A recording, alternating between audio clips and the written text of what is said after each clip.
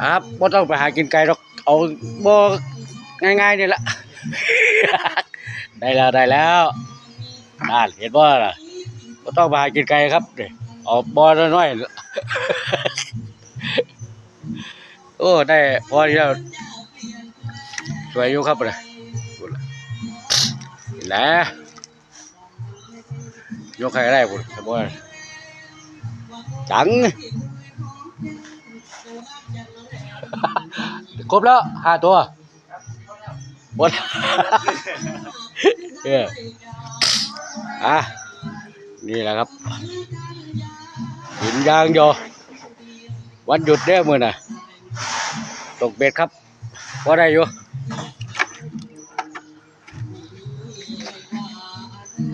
ไม่ได้วันหยุดพอได้อยู่มื้อน่ะบ่ล่ะตัวที่5เลย